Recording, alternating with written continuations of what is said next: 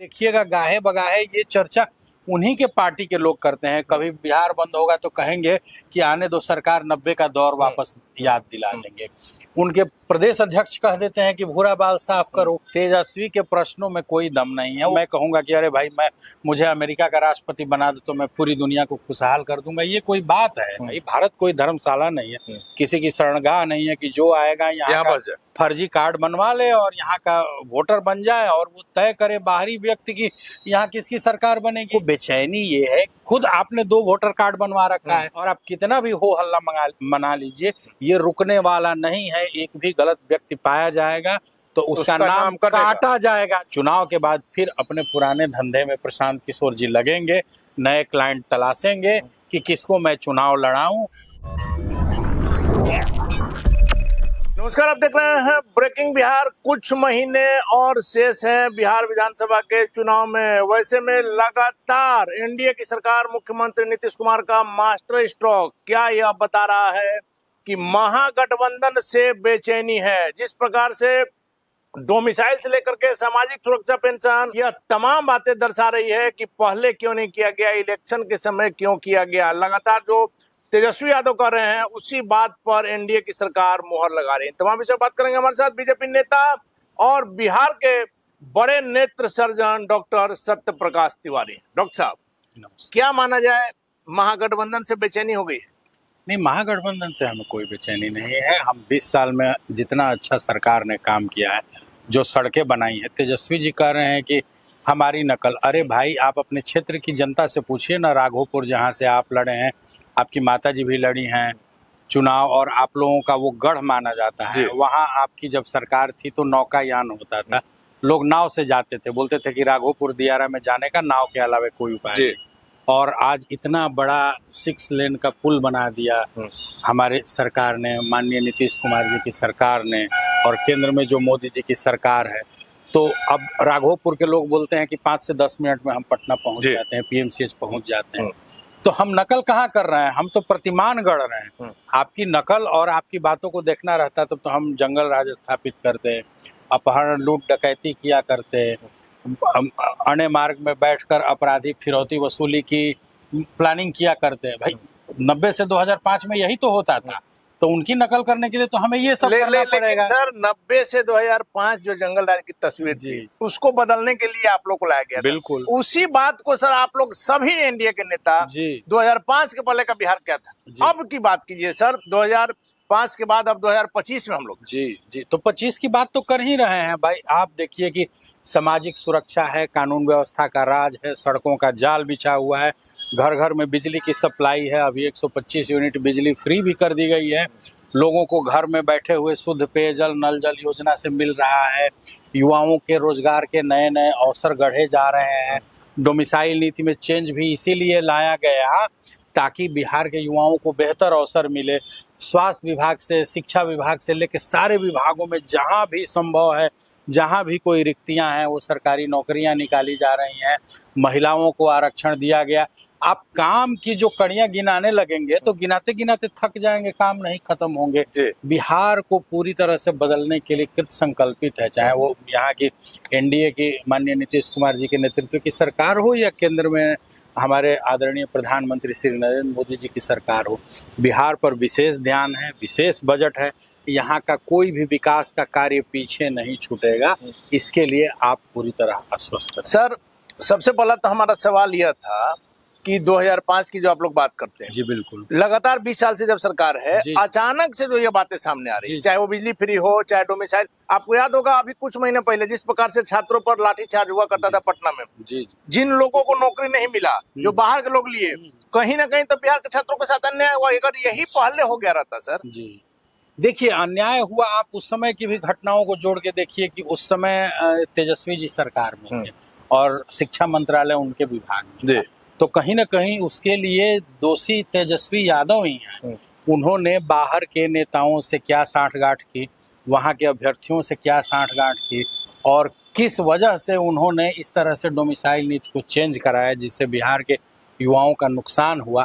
इसके लिए सबसे बड़े जवाबदेह तेजस्वी यादव ही हैं और उनके एक महापंडित जो मतलब शिक्षा मंत्री थे चंद्रशेखर जी, यादव, चंद्रशेखर जी का तो बयान जी, भी सब याद है। तो वही शिक्षा मंत्री थे और उन्होंने ही डोमिसाइल नीति को तहस नहस किया। देखिए, सरकार जब चलती है और गठबंधन की सरकार चलती है और जब कोई सहयोगी के पास कोई विभाग रहता है तो उसकी हर छोटी बड़ी बातों में केंद्रीय नेतृत्व नहीं दखल देता है। भाई, उन्हें मंत्री बनाया गया कि आप अपना विभाग सुचारू चलाइए, और उन्होंने क्या गड़बड़ी की। जब यही सब बातें तो बाद में खुली तो फिर माननीय नीतीश जी ने उनके लोगों से किनारा कर लिया। आखिर वो वापस क्यों आए? उन्हें कुछ असहज तो लग रहा होगा कि हमारी ये गठबंधन सहयोगी होते हुए भी सरकार ठीक से नहीं चला रहे हैं, गलतियां कर रहे हैं, इससे यहाँ के लोगों का नुकसान हो रहा है, तभी तो वो वापस फिर से आए बीजेपी की। लेकिन सर देखिए, हमने लगातार कहा है राजनीति जो है वो सेवा का मंच है, सेवा का माध्यम है, लेकिन आजकल के जो नेता जी इन्होंने इसको धंधा बना लिया। आपके जैसे लोग जी जो हर तरह से संपन्न है, बल्कि यदि आप राजनीति में आए हैं तो मरीजों के लिए कुछ समय कम ही पड़ रहा होगा, बिल्कुल, क्योंकि आप पहले से सारा चीज आपका चल रहा है। लेकिन आपके जैसे लोगों से आशा किया जाता है कि आप बिना लाग लपेट के बात करेंगे। जी, जब सरकार की कमी नजर आएगी तेजस्वी पर आप लोग ब्लेम करेंगे, सरकार की उपलब्धि की बात आएगी नीतीश कुमार की और एनडीए सरकार की बात करेंगे। देखिए, ऐसी बात नहीं है। उपलब्धि की एक लंबी फहरिस्त मैंने बताया, और तेजस्वी जी क्या कहते हैं, माने नीतीश जी ने नौकरियां दी, अपॉर्चुनिटी क्रिएट की, और वो कहते हैं कि 17 महीने हम थे सरकार में, हमने दिया, इसीलिए हमने नौकरी दे दी। भैया, आपने अगर नौकरी दे दी, आपकी ही मैं बात मान लूं, तो उसमें जो डोमिसाइल की गड़बड़ी हुई वो भी किसने करा है? वो आप आगे से आके जिम्मेदारी लीजिए ना कि हमने नौकरी देने में गड़बड़ी की, डोमिसाइल ने गलत बनाई, इसके चलते 95,000 सीटें दूसरे प्रदेश के छात्रों को चली गई। जब आप क्रेडिट लेने की होड़ में दौड़ते हैं तो जो उसकी कमियां हैं, त्रुटियां हैं, जो डिस्क्रेडिट है, वो भी तो आप ही के माथे आएगा। ये समझना होगा। समझने की बात ये है कि जब 20 सालों में बिहार का जो आमूलचूल परिवर्तन हुआ है, और जब वो कहते हैं कि हमारी नकल हो रही है, तो भाई अगर मैं कहूं कि मेरी कोई व्यक्ति नकल कर रहा है तो मेरे किए हुए कार्यों की ही तो नकल करेगा। तो आपके पिताजी ने, आपके माता पिता ने, और आपके जो मामा हैं या घर के अन्य लोग हैं, आपके पार्टी के नेता हैं, वो 90 से 2005 में क्या करते हैं, और अचानक से वो बात क्यों उठ खड़ी होती है? क्योंकि आप देखिएगा, गाहे बगाहे ये चर्चा उन्हीं के पार्टी के लोग करते हैं। कभी बिहार बंद होगा तो कहेंगे कि आने दो सरकार, 90 का दौर वापस याद दिला देंगे। उनके प्रदेश अध्यक्ष कह देते हैं कि भूरा बाल साफ करो। तो जब उनके पार्टी के लोग ही 90 और 2005 का दौर वापस लाने के लिए लालायित हैं, तो एक सरकार का अंग होने के नाते हमारी भी ये जिम्मेदारी है कि हम जनता को अवगत कराएं कि 90 से 2005 में वो क्या करते थे। लेकिन सर, मुख्यमंत्री नीतीश कुमार ने काम किया है, जंगल राज से बिहार को वापस लाया, और कहीं आप जाइएगा, हम तो लगातार घूम रहे हैं, किसी गांव में आप चले जाइएगा वहां भी सड़क पक्की है, बिल्कुल, कहीं कोई शक नहीं है कि नीतीश कुमार ने काम किया है। लेकिन इलेक्शन के समय अगर सर यह सब बातें हो रही है, डोमिसाइल से लेकर के खास करके 125 यूनिट बिजली और सामाजिक सुरक्षा पेंशन 400 से 1100, तो तेजस्वी के जो प्रश्न है उसमें सब वजन है कि आप जो हम घोषणा कर रहे हैं आप पीछे से वही कर रहे हैं। तेजस्वी के प्रश्नों में कोई दम नहीं है। वो क्या घोषणा कर रहे हैं भाई? वो विपक्ष में बैठे हैं, मैं भी बैठा हूँ।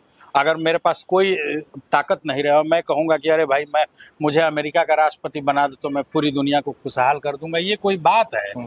आप न सत्ता में हैं, न दूर दूर तक सत्ता में आने की कोई संभावना है। आप कुछ भी बोलेंगे। इसी तरह से कांग्रेस ने फॉर्म भरवा दिया था कि भाई सबको वेतन मिलेगा, खटाखट योजना जो लाई थी, और वो केंद्र में चुनाव में नहीं आए, लेकिन भारत में तो 2-3 जगह उनकी सरकार है, तो उन्होंने खटाखट योजना क्यों नहीं लागू कर दी? अगर वो आज कर्नाटक में खटाखट जहां है वहां लागू कीजिए। खटाखट योजना, हिमाचल में खटाखट योजना लागू किए रहते तो देश की जनता उन पर भरोसा करती ना कि भाई ये कांग्रेस ने लागू करके दिखा दिया है, अब हम इनको केंद्र में भी लाएं। तो उसी तरह से जब आपने 15 साल राज किया, तो जो आपने किया, जो आपके कार्यकलाप हैं, जो शैली है, उसी के साथ जनता जोड़ के देखेगी कि आप क्या कर पाएंगे। जहां तक ये इन योजना, लोकप्रिय योजनाओं का जो माने मानदेय बढ़ाने की बात है या अन्य बातें हैं, ये समय समय पर इसका पुनरीक्षण होता रहता है। भाई, जब 300 या 400 दिया जाता था, आज से 15-20 साल पहले बात, उस समय से महंगाई बढ़ी है लगातार। ये तेजस्वी यादव की घोषणा से नहीं लेना देना है, लेकिन लगातार समाज के कई वर्गों से ये आवाजें उठती है कि भाई अब उनकी आवाज काम नहीं चलता है। सुन लिया। तो मुख्यमंत्री ने उनकी आवाज सुनी, और उसी तरह से जो भी योजना आ रही है तो जब जनता से मांग होती है, उस पर कैबिनेट बैठती है, कैबिनेट बृहद डिस्कशन करती है, और ये कोई जनसभा में घोषणा की बात नहीं होती है। पहले देखा जाता है कि उसका बजट कहाँ से आएगा, सरकार उसको पूरा कर पाएगी कि नहीं, उसके लिए एलोकेशन होता है, फंडिंग होती है, वित्त विभाग की मंजूरी होती है। 50 ऐसे अप्रूवल के बाद कोई योजना आती है, और योजना आती है और जनता को उसका लाभ दिया जाता है। और आप कहेंगे कि मैंने घोषणा की थी उसी के देखा देखी। अरे भाई, आप ही नीति निर्देशक हो गए हैं सरकार के कि आप ही से पूछ पूछ के सरकार करेगी। लेकिन सर 66 लाख करीब जी 65 लाख से ज्यादा वोटरों का नाम कट गया है। तेजस्वी तो कह रहे हैं कि हम ही लोग का काटा गया, इसलिए कि अब बेचैनी है, एनडीए सरकार आएगी नहीं। बिल्कुल, ये अत्यंत स्वागत योग्य कदम है। जो भी गलत सलत एंट्रियां थी, जो लोग मृत थे, जो दोहरी प्रविष्टि थी, जो लोग परमानेंट रूप से स्थानांतरित हो गए थे, जिनका गलत कार्ड बना हुआ था, उनको क्यों नहीं काटा जाएगा भाई। भारत कोई धर्मशाला नहीं है, किसी की शरणगाह नहीं है कि जो आएगा यहाँ का फर्जी कार्ड बनवा ले और यहाँ का वोटर बन जाए और वो तय करे बाहरी व्यक्ति की यहाँ किसकी सरकार बनेगी। ये बिल्कुल होगा, आगे भी होगा, और गलत प्रविष्टियां पाई जाएंगी तो और नाम काटे जाएंगे, और भी काटे जाएंगे। इसमें कैसे किसी का दबाव नहीं, किसी का मन कैसे कोई पढ़ लेगा या नाम देख के कैसे पहचान लेगा कि ये किसका वोटर है। मैं तो कहता हूं कि भाई उनके समुदाय के लोग भी मुझे ही वोट करेंगे, मैं कैसे उनका नाम काट दूं। जो भी एक एक जेन्युइन वोटर है उसका नाम रहेगा, एक व्यक्ति का नाम नहीं कटेगा।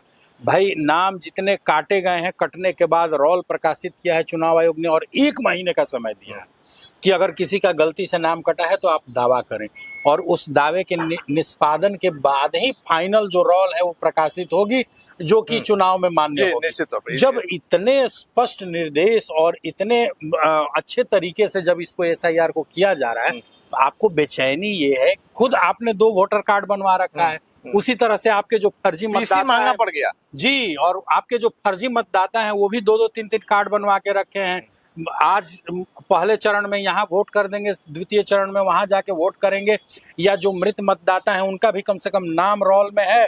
अगर वहां किसी तरह से बूथ पर अपना कब्जा कर लेंगे तो हम फर्जी बटन दबाएंगे।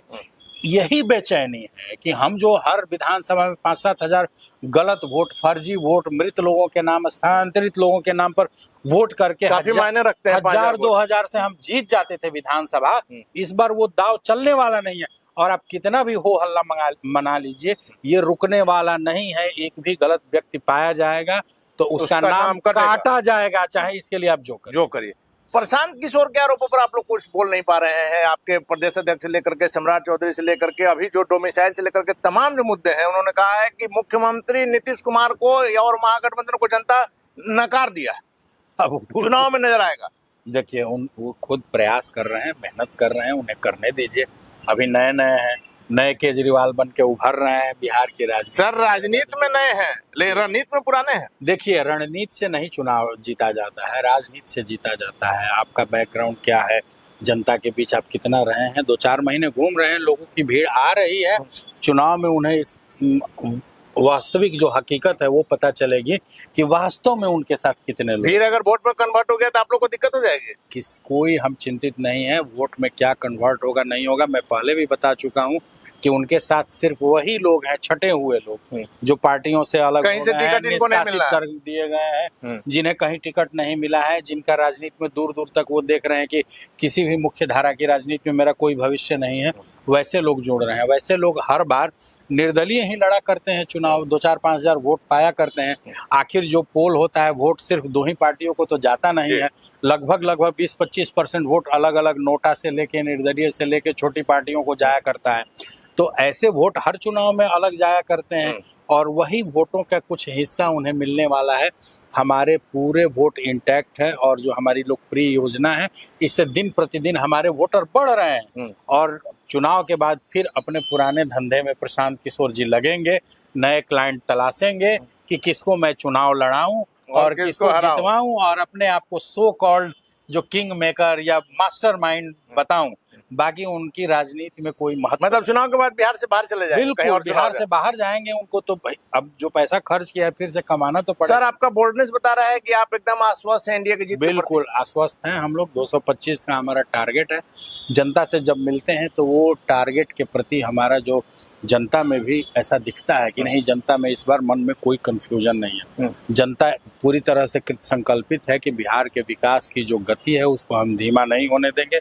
बिहार का विकास और तेजी से होगा और जो हमारी केंद्र सरकार और बिहार की सरकार यहाँ के लोगों के लिए जो जनप्रिय योजनाएं ला रही हैं उन योजनाओं में कोई बाधा नहीं आए, कानून व्यवस्था गड़बड़ाए नहीं, लोगों का जो जीवन शैली में दिन प्रतिदिन परिवर्तन हो रहा है, जो यहाँ की कंटिन्यू रहेगा, यहाँ की जीडीपी बढ़ रही है, यहाँ के लोगों के लिए जो नए अवसर मिल रहे हैं, नए रोजगार उत्पन्न हो रहे हैं, जो भी मेरे जैसा एक यंग आदमी आता है इंटरप्रेन्योर बन के कुछ अपना उद्योग धंधा या छोटा ही व्यवसाय कोई अपनी एक दुकान ही लगाना चाहता है तो उसको कोई परेशान करने वाला नहीं है, कोई रोकने वाला नहीं है।